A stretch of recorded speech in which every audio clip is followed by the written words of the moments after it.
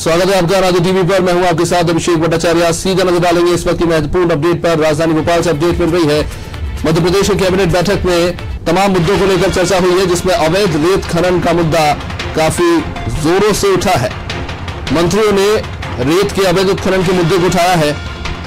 कृषि मंत्री कमल पटेल का बयान है, कहा है कि ओवरलोड डंपर से सड़कें भी खराब हो रही है।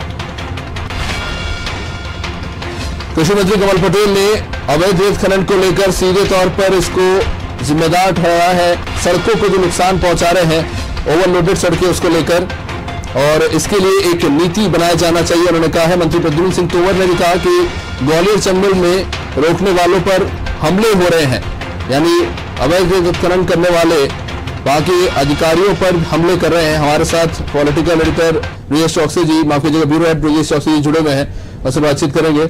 ब्रजेश जी, कैबिनेट में आज अवैध रेत उत्खनन का मुद्दा काफी जोरों से उठा है। सड़कें खराब हो रही है, ग्वालियर में प्रशासन पर हमले हो रहे हैं। देखिए अभिषेक, आज ये मुद्दा उठना ही था क्योंकि रेत नीति को लेकर बात हुई थी। कैबिनेट में ये मामला आया था कि किस तरह से जो रेत ठेकेदार हैं कोरोना काल में उनको रियायत देने का एक प्रस्ताव लाया गया था और उनको एक राशि जमा करने की परसेंटेज के बाद वो ठेके देने की बात की गई थी। तो इस दौरान जब चर्चा हुई उस प्रस्ताव पर, तो सबसे पहले कमल पटेल हैं जो कृषि मंत्री हैं और हरदा से आते हैं जी, उन्होंने रेत को लेकर बात उठाई कि रेत जो डंपर हैं, रेत के जो भारी भरकम ओवरलोड होकर आते हैं, सड़कें खराब हो जाती हैं। वो पहले भी रेत को लेकर बार बार मुद्दे उठाते रहे हैं। खासकर नरसिंहपुर में नर्मदा नदी से अवैध उत्खनन को लेकर वो उन्होंने पिछले दिनों ही कलेक्टर को पत्र लिखा था। आपको याद होगा कि प्रद्युम्न सिंह तोमर ग्वालियर से आते हैं और ग्वालियर चंबल संभाग में हाल ही में कुछ घटनाएं ऐसी हुई हैं जो अवैध रेत उत्खनन करने वालों ने वहां पे अधिकारियों पर हमले किए हैं। एक महिला अधिकारी पे हमले के बाद पिछले दिनों सांसद ज्योतिरादित्य सिंधिया के सामने भी ये बात आई थी। उन्होंने कहा था कि वे मुख्यमंत्री से इस मामले में बात करेंगे। क्यों अधिकारियों पर हमले हो रहे हैं जो अवैध रेत उत्खनन कर, उस पर कैसे सख्ती की जाए, ये मामला प्रद्युम्न सिंह तोमर ने उठाया। अर्जुन भदौरिया भी उसी क्षेत्र से आते हैं, उन्होंने भी सुझाव दिए।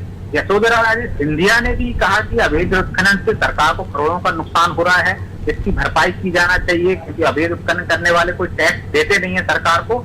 और जो रेत ठेकेदारों से बकाया राशि जो किस्तों में लेने की बात उठी, उस पर भी गोपाल भार्गव ने आपत्ति दर्ज की। उन्होंने कहा कि रेत ठेकेदारों से जो बकाया राशि है राजस्व की, वो वसूली की जाना चाहिए क्योंकि हमारे खजाना का जो सरकार का खजाना कोरोना काल में उसकी हालत ठीक नहीं है। तो ये तमाम तरह की चर्चाएं कैबिनेट में आज हुई थी, उसमें ये मुद्दे उठे हैं किस तरह से रेत कारोबार प्रभावित हुआ है और ठेकेदारों को क्या रियायत की जा सकती है। क्योंकि इस बार सरकार ने तय किया है कि 10% फीस वृद्धि के साथ जो ठेकेदार राशि जमा कर देंगे उनको 1 साल के लिए ठेका दे दिया जाएगा रेत का। तो अलग अलग मुद्दे हैं अभिषेक। एक तो रेत के ठेकेदारों को ठेका देना, दूसरा अवैध उत्खनन का मामला है और जिससे ओवरलोडिंग का मामला भी है कि अवैध उत्खनन के साथ ओवरलोडिंग हो रही है तो उससे सड़कें खराब होती हैं। तो इसकी भरपाई कैसे की जाए, तो पटेल का ये कहना था, जो कृषि मंत्री हैं कमल पटेल, कि कोई ऐसी नीति बना दी जाना चाहिए कि यदि ओवरलोड डंपरों से सड़कें खराब हो रही हैं तो उनकी भरपाई कैसे हो,